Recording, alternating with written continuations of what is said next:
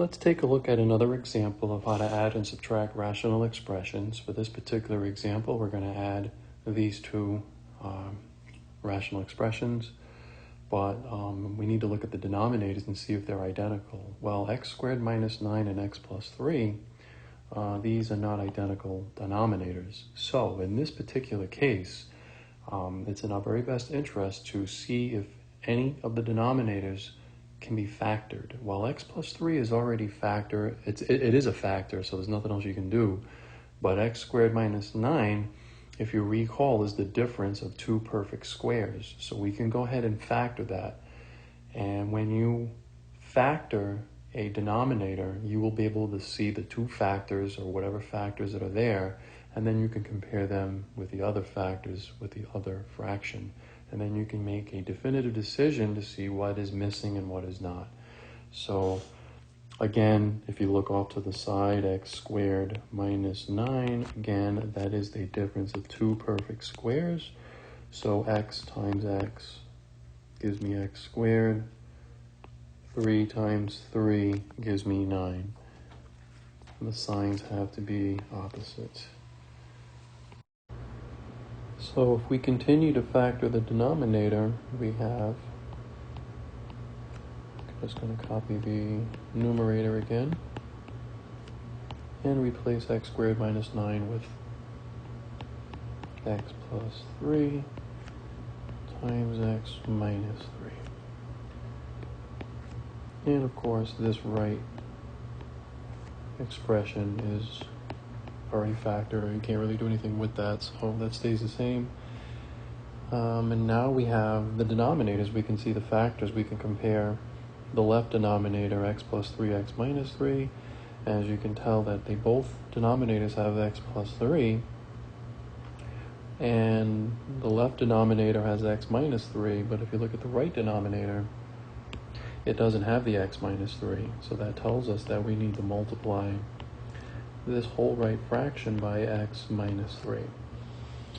So we can see that much more easily if we factor the denominator off to the left, x squared minus 9. So we can see that you have those two factors, x plus 3, x minus 3. The right denominator only has the x plus 3, but it doesn't have the x minus 3, and that tells me I need to multiply by x minus 3. This is why it's so important that we have to factor each denominator when possible. So now we can write this as one fraction. So we are going to have x squared. Let me go ahead and change the color here. Just erase that. Okay, and let's go ahead and write down x squared plus 13x plus 18.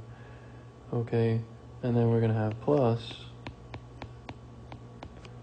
x plus 1, x minus 3. We're going to have to FOIL that out. So we're going to write that over one fraction. Well, the common denominator, again, the LCD in this case is x plus 3 times x minus 3. Doesn't really matter the order, but as long as you have those two factors in the denominator.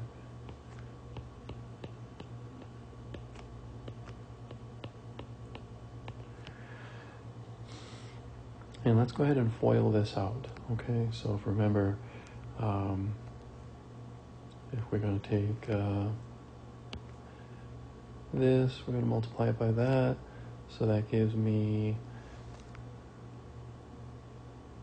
x squared, and then we're going to times x times minus 3. So then we get minus 3x.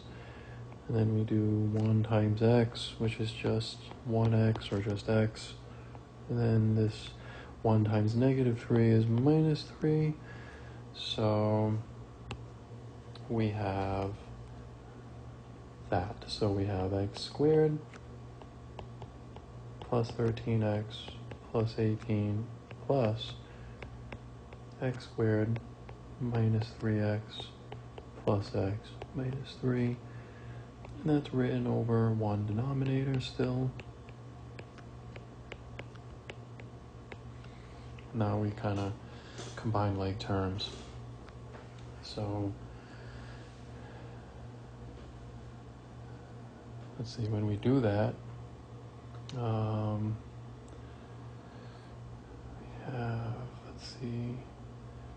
let's go ahead and do that. So that's going to give us x squared plus x squared is 2x squared. 13x minus 3x is 10x. Plus x is 11x. And then we're doing 18 minus 3, which is going to be 15. Again, that's written over x plus 3 over x minus 3. And then we're going to have to factor this trinomial in the numerator. So when we do that, we have to make sure that we write down our two, let's see, since this is a trinomial with an a coefficient greater than 1, okay, you can do 2 times 15, which is 30, okay, and get all your factors of 30, or you can just do trial and error, okay. That's going to give me 2x times x, because that's the only way to get 2x squared. And then we're going to try 3 and 5, because that gives me the 15. And then now we need to get a positive 11. Well, both of these signs are positive, so both of these are going to be positive as well. Okay.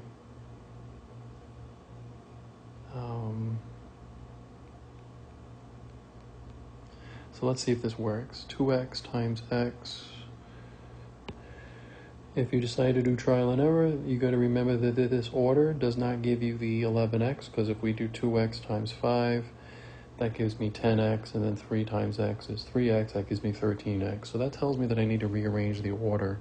So I'm going to have to change that to, instead of 2x, I'm going to actually switch out the x and the 2x. I'm going to switch the order, okay? So gonna have to do that.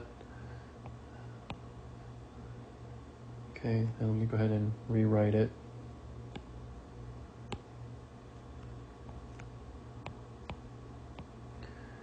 Okay, so x, 2x go here, and then this was, I think it was 3 and 5. So I originally had it as the other way around, but I need to get 11x in the middle, so if I check it, x times 5 is 5x, and then the middle gives me 6x, so 6x and 5x is 11x.